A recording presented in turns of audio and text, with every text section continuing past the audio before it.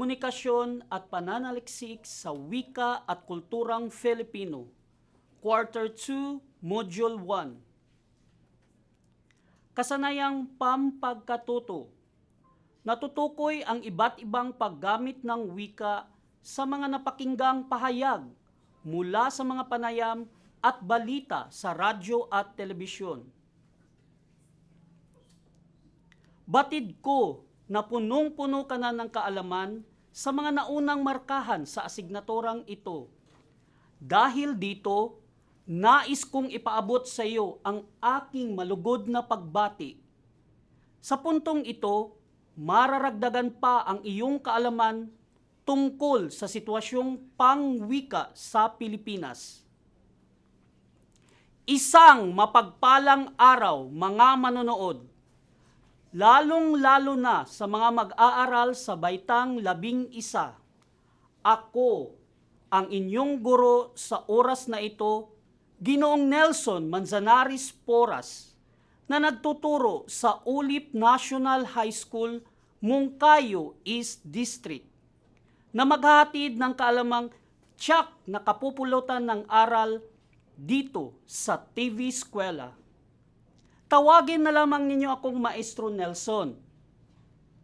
Handa ka na ba sa isa namang makabuluhang talakayan? Ngayong araw ay mapapanood ninyo ang isang aralin sa Filipino 11, Komunikasyon at Pananaliksik sa Wika at Kulturang Filipino. Layunin ng araling ito na matukoy ang iba't ibang paggamit ng wika sa mga napakinggang pahayag mula sa mga panayam at balita sa radyo at telebisyon. Ngunit, bago natin tatalakayin ang paksa para sa araw na ito, narito muna ang mga gawaing gagawin ninyo.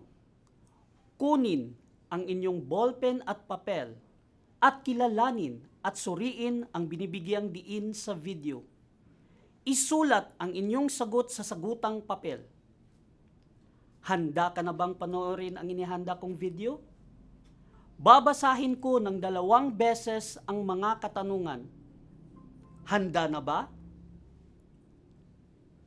Sa puntong ito, ilista ang mga katanungan para sa mapapanood ninyo na video na isang pagsasadula na may kinalaman sa aralin natin ngayon. Masasagot ninyo ang mga katanungang ito kapag maigi ninyong napanood ang video. Kaya naman, pumuwesto na, manood at makinig. Ito ang mga katanungan. Una, ano ang papel ng mga nasa video sa larangan sa pamamahayag? Ano ang papel ng mga nasa video sa larangan sa pamamahayag? Ikalawa, magbigay na naging ambag ng mga nasabing sitwasyon sa mga tao. Magbigay ng naging ambag ng mga nasabing sitwasyon sa mga tao.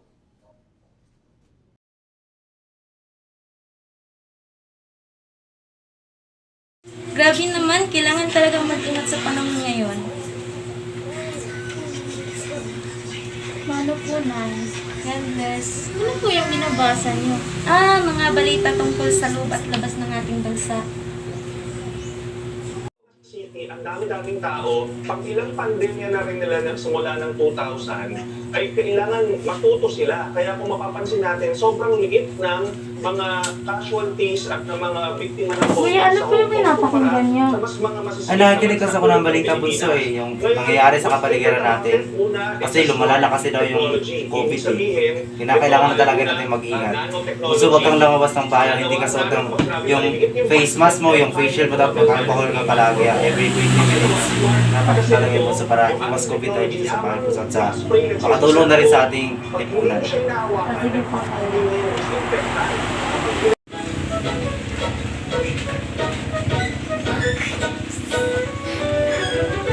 Maniwala sa mga calls at misleading advertisements. Maging mapanuring namin ito. I-report sa BPI ang mga establishments na nagpapakalat ng false at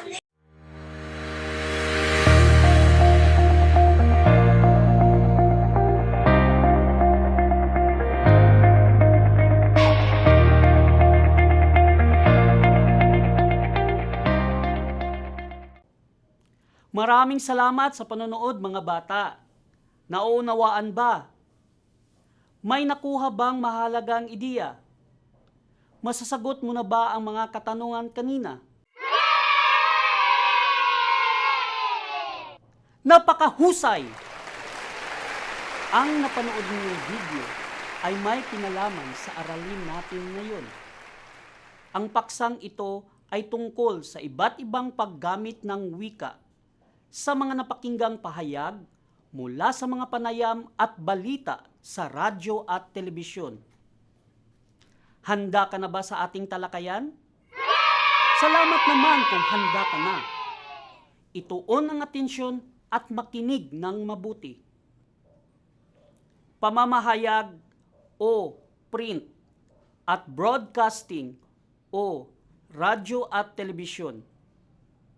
Ipinahahayag na isa sa pinakamaimpluwensyang sitwasyong pangwika na bihikulo sa pagpapalaganap ng wika ang pamamahayag. Ito ay sitwasyong pangwika na nagbibigay ng mga impormasyon ng mahalagang pangyayari sa lipunan. Kapag napag-uusapan ang pamamahayag, ang naiisip kaagad ay ang paglalathala ng balita. Pamamahayag ang pag-uulat o pagbabalita na maghahatid ng mga pangyayari sa kaalaman ng mga mambabasa.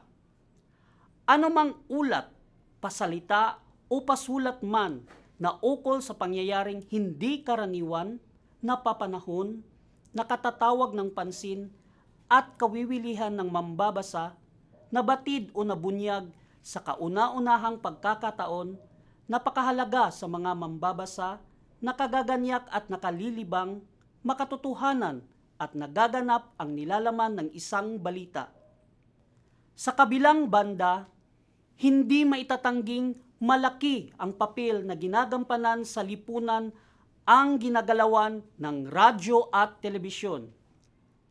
Ipinahahayag sa encyclopedia na ang paghahatid ng mga impormasyon sa mamamayan sa pamamagitan ng radyo at telebisyon ay maituturing na broadcast media. Sino nga ba ang hindi nakikinig ng radyo upang mapakinggan at malaman ang mahalagang anunsyo mula sa ilang ahensya ng pamahalaan o mga napapanahong impormasyon? Sino nga ba ang hindi nanonood ng telebisyon upang abangan ang mga kaabang-abang na tagpo sa teleserye o kaya'y malaman ang mahalagang balita sa nakalipas na araw? Tunay ngang bahagi na ng ating buhay ang broadcast media. Sa pamamahayag o print at broadcasting o radyo at telebisyon ay mga sitwasyong pangwika na nagpapakilala ng mga tunay na sitwasyon ng buhay ng isang lipunan kasabay ang kulturang kaugnay nito. Nauunawaan niyo ba mga bata ang talakayan? Salamat naman kung ganon. Bago tayo magpatuloy, sagutin niyo muna ang sumusunod na katanungan sa sagutang papel. Excited ka na ba? Simulan mo na! Una, ayon sa binasa na ang paghahatid ng mga impormasyon sa mamamayan sa pamamagitan ng radyo at telebisyon ay matatawag na A. Social media, B. Broadcast media, C. Newscasting, D. Print media.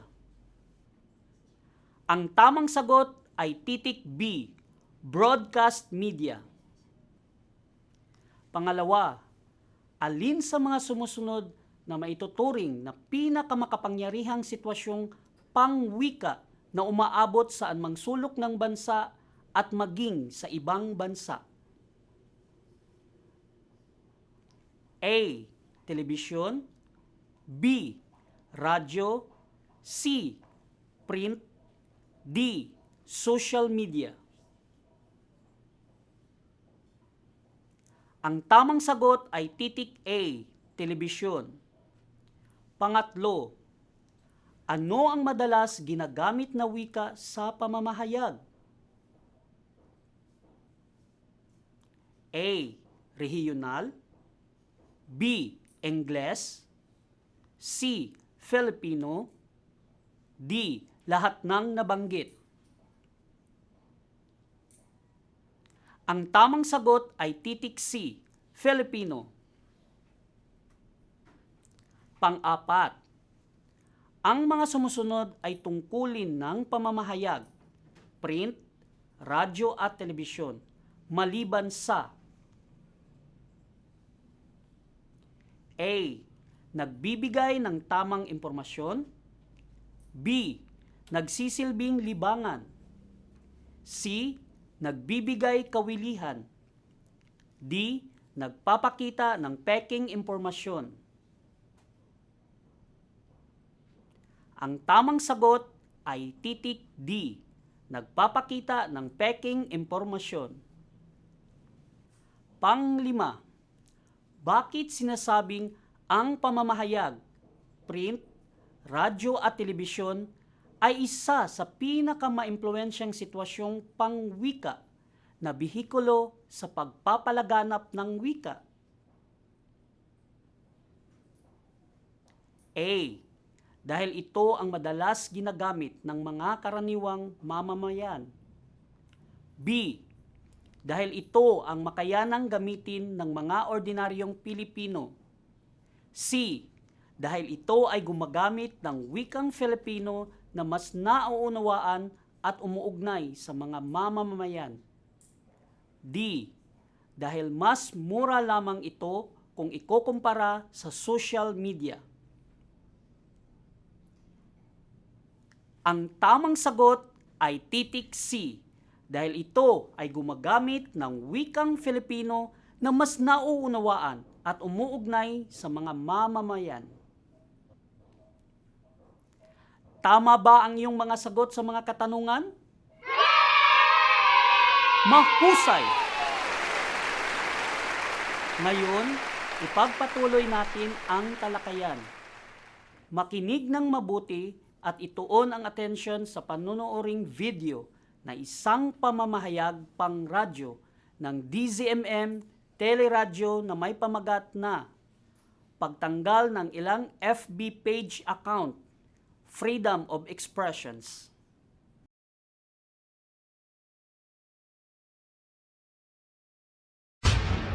Para sa ating batas kaalaman, uy, exciting tong batas kaalaman, attorney, ha? Freedom of expression kaugnay ng pagtanggal ng Facebook pages. Okay. So sabi nga nila, naku, di ba freedom of expression yung tinatanggalan sa atin? Bakit ganun? Bakit pwede nilang tanggalin yon? Okay. Ang unang-unang katanungan dito, Mare, yung freedom of expression. Medyo napag-usapan na natin yan sa maraming pagkakataon. Ito yung karapatang magpahayag ng malaya at wala kang iniisip o walang takot na Oo. ikaw ay pipigilan. Yan ang freedom of expression. So, ibig sabihin, sa estado, sabihin katulad niya, nasa Pilipinas tayo, tayo ay may karapatang magsalita. Malayang-malaya Oo, makapagsalita. malaya tayong magsalita, magsabi ng kung anong gusto nating Oo. sabihin. Oo. At tatlo lamang yung kinikilalang exceptions. Ibig sabihin, Katulad ng, yung tinatawag na mga seditious, mm-mm, libelous, tsaka mga indecent. nahawa ka na sa akin. Okay, pag sinabing indecent, aba, medyo Yung may malalaswa. issue ng mga Kalaswaan. pagkakalaswaan.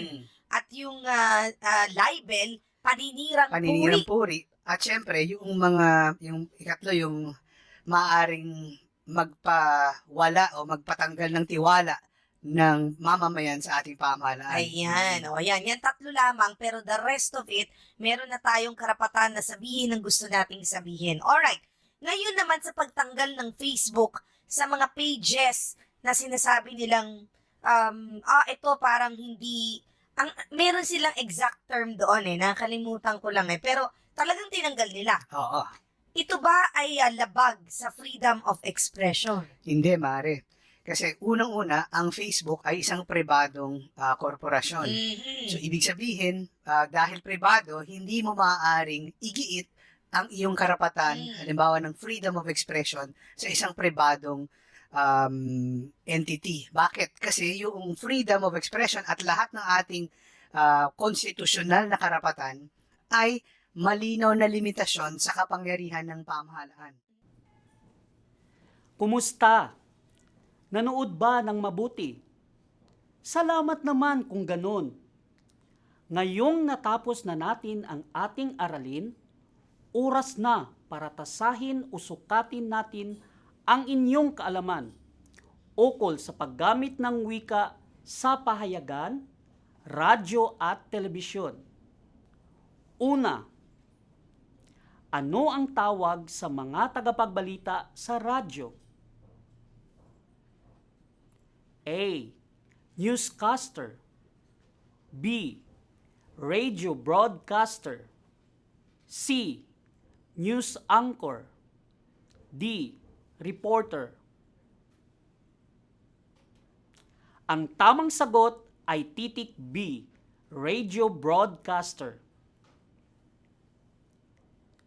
Pangalawa, kung ihahambing ang programang Mariyaw at Attorney Noel Del Prado sa DZMM sa isang pahayagan, nasa anong bahagi ito napabilang? A. Editorial. B. Balita. C. Lathalain. D. Pampalakasan. Ang tamang sagot ay titik A, editorial. Ikatlo, ang programa ni na Mari Yao at Attorney Noel Del Prado ay nagpapahayag ng kanilang tungkol sa issue. A. Paninindigan. B. Reklamo. C. Argumento. D. Opinyon.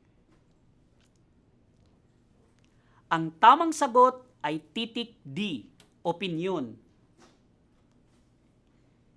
Paano naiiba ang paggamit ng wika batay sa sumusunod na sitwasyong pangwika? Mga sitwasyong pangwika. Una, pahayagan. Ikalawa, radyo. At ikatlo, telebisyon. Ano ang paraan ng paggamit ng wika dito?